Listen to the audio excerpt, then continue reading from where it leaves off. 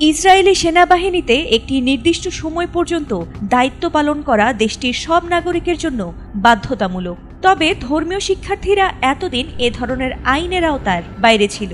তবে গত বছরের এক রায়ে তাদেরও এই আইনের আওতায় আনার পর থেকেই পরিস্থিতি বদলাতে শুরু করে।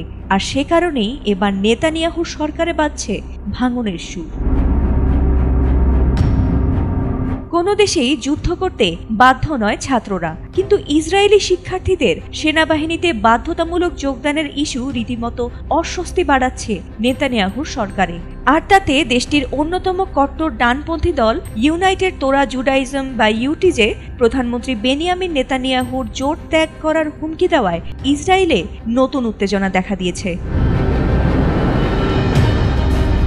এক প্রতিবেদনে এ তথ্য জানিয়েছে এপি নিউজ। ইউটিজের 7 জন সদস্য ইসরায়েলি পার্লামেন্ট নেসেটে যোগ দিয়েছিলেন, যদিও দলের প্রধান ইৎজাক গোল্ডনোফফ আগে থেকেই পদত্যাগ করেছেন। এবার বাকি 6 জনের মধ্যে পদত্যাগ করতে যাচ্ছেন দেগেল হাতোরা এবং আগুত্তাত ইসরায়েল।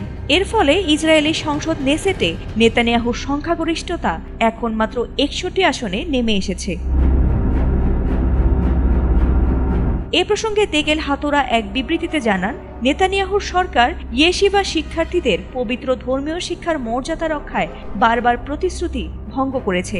তাই আমরা সরকার ও জোট থেকে সরে দাঁড়ানোর ঘোষণা দিচ্ছি। এছাড়া বাকি ইউটিজের সদস্যরাও পদত্যাগের ঘোষণা দেওয়ায় সরকার টিকিয়ে রাখতেই এবার ঘাম ছুটে যাবে নেতানিয়াহুর, এমনটাই মনে করেন অন্যান্য ইহুদি নেতারা। ধর্ম বিষয়ক ইয়েশিভা শিক্ষার্থীদের সেনাবাহিনীতে বাধ্যতামূলক যোগদানের আওতামুক্তির শর্তেই 2022 সালে নেতানিয়াহুর সঙ্গে জোট করতে সম্মত হয় ডানপন্থী দলগুলো। তবে এই শর্তের হেরফের হলে জোট ত্যাগ করার হুমকিও একাধিকবার দিয়েছে তারা।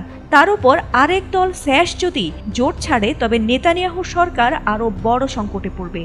এই ঘটনা ইসরায়েলের রাজনৈতিক অঙ্গনে নতুন করে অস্থিরতা তৈরি করেছে এবং সরকারের স্থায়িত্ব নিয়ে প্রশ্ন উঠেছে বলে মনে করছেন আন্তর্জাতিক বিশ্লেষকরা। ফাতিমা সুলতানা, এটিএন বাংলা।